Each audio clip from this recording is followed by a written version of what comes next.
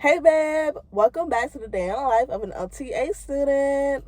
Thank you guys so much for bearing with me as far as this week goes. I haven't been able to vlog as much as I would like. That is because this week has definitely been very hectic for me. Just a lot of ripping and running. So this video is just going to be an update of how my week 2 went. I definitely want you guys to subscribe to the channel to keep up with my updates and just tune in. So if you guys are new to the channel, hi, I am OTA Babe, aka my name is Tay, and I am an Occupational Therapy Assistant Student. This is my Fieldwork Level 2, which is mean I will be graduating soon. And my first rotation of Fieldwork Level 2, I am currently in the hospital setting, inpatient units, inpatient rehab units, and and this is my second week of Fieldwork Level 2.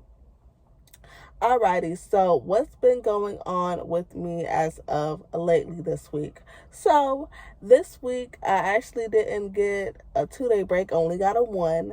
So I worked Monday, Tuesday, didn't work Wednesday, Thursday I work, Friday I work, and all this weekend. So today is Sunday. I literally just finished my shift, so this is literally a wrap up of how my week went. Alrighty, now down to the nitty gritty. What's been going on with me this week for my week 2? Definitely has been a great learning experience. I got the chance to not only observe my CI, but I also got the chance to observe a CODA and got her perspective of how she treats her patients. Got a chance to really look at the flow of how she does things, and she gave me a lot of gems, a lot of tips that I can use during my future. As far as my future goals in the profession, and just really giving me that confidence, like, you can do it, and just go at my own pace and everything will work out according to plan. I actually got a chance to run my own treatment sessions with a few patients today, which was a very eye-opener experience. When it comes to occupational therapy, you definitely have to be adaptable and flexible because you never know what could change, and you just have to be always coming up with things. Always have a plan. Like, that's what I learned. Always have a plan. So just in case this doesn't work out, you have this to fall back on. So coming up with therapeutic activities and exercises on the fly, coming up with them while it being beneficial to the patient and meeting their best needs is definitely mandatory. So just a little bit inside scoop of what I actually did today. So I was working with the patient, and the patient is a CVA. So I wanted to basically work on problem solving skills and working on a bit of balance. So in the gym, we actually have a type of rail that you can go on, and at the end of the rail, I had a shoehorn activity. I had him do a sit to stand from the chair, standing up, had to walk onto the mat with his feet.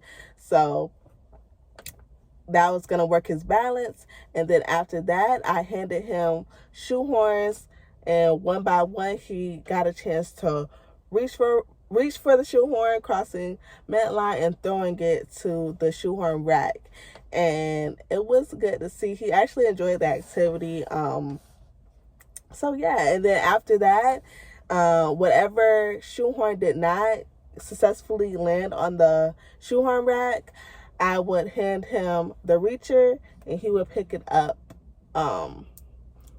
He would pick it up from the floor, and he would hand it to me. By implementing the reacher, it got him familiar with using adaptive equipment if he so needed. I had to treat a patient who was dealing with a right hip fracture. However, he was doing much better with therapy. He was progressing phenomenal and actually he will be discharged soon. This treatment session was basically focusing on his balance, making sure he has a good dynamic standing balance, his coordination, making sure that his endurance was good, and working on some upper body strengthening. Those were the areas that I chose to work with him today that would, benefit him in the long run. And the exercises that I chose to do today was sit to stand exercises. So I had him sit at the edge of a mat and he rose and he did that. I made him do a 2 sets of 10. I made him do 2 sets of 10. And so that's just sitting down, standing up, sitting down, standing up. And after that, I graded the exercise up, which is I made him hold a weighted bolster. What I mean by grading up, you guys are going to learn that in school, just an FYI. So it's only 2 things you can do when it comes to doing a exercise or activity when it comes to dealing with your patients, and that is grading it up or grading it down. So what I mean by that, okay, for each patient you have, you're going to find a just right challenge for them. You have to know what your patient can tolerate and what they can't tolerate.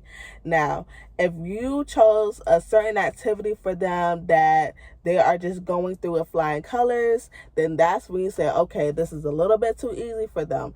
Let me grade it up so that way they can have a little bit of challenge. You're seeing that they're performing not so well and they can't really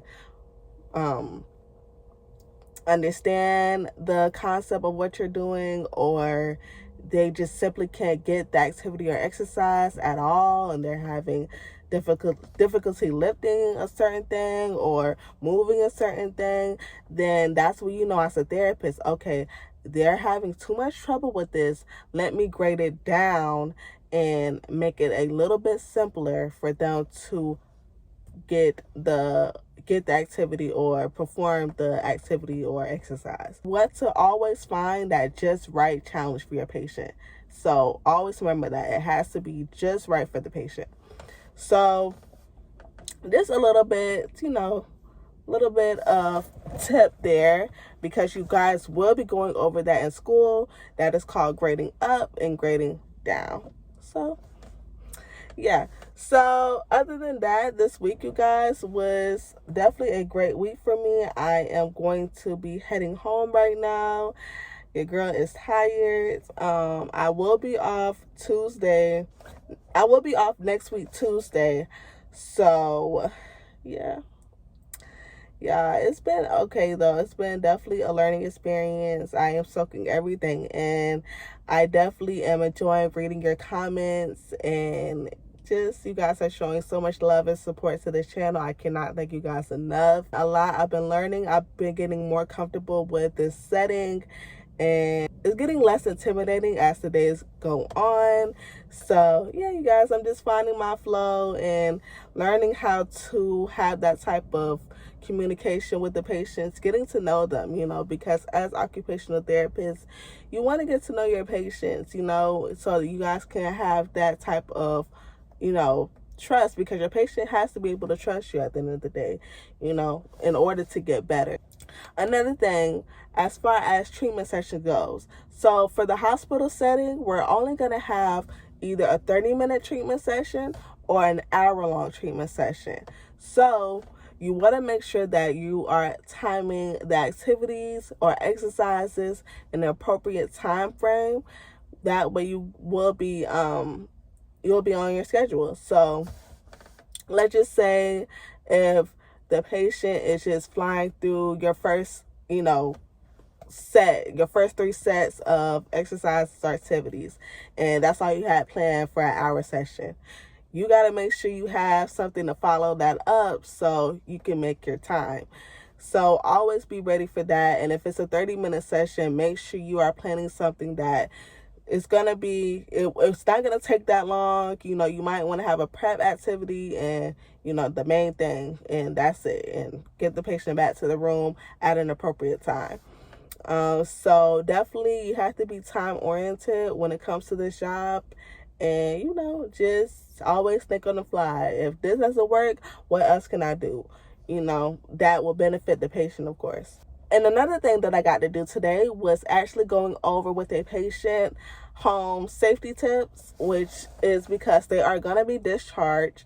So my the coder that I was observing today wanted me to just be more familiar with how it goes, like going over home safety tips and just preparing the patient to go home while they're in this transition period. So I actually got a chance to educate a patient today on home tips that they can use when they're home. So as far as throwing away rugs that they don't need, or making sure they have grab bars, things that are in the kitchen are in place and are reachable, making sure that the lights are bright and you're able to see around your house, getting rid of anything that's in the pathways, making sure your pathways are clear. And the patient said I did great on educating them. So yeah. So yeah, that was another thing that I got a chance to do today. So just expanding my knowledge and doing what I got to do. All right, you guys, I'm definitely tired. I definitely need to go home and rest. I just had to make sure that I caught my babes up of what's been going on with me. So, babes, if I missed anything out, make sure to leave me a comment down below. I will answer any questions you guys may have. Make sure to follow me on all social media sites. At TikTok, it's Tay Goldie. And on Instagram, it's the OTA Babe. The OTA Babe. And yeah, you guys, thank you guys so much for showing your love and support. If you enjoyed today's day in life, make sure to give me a big follow. And I will see you guys tomorrow. Bye.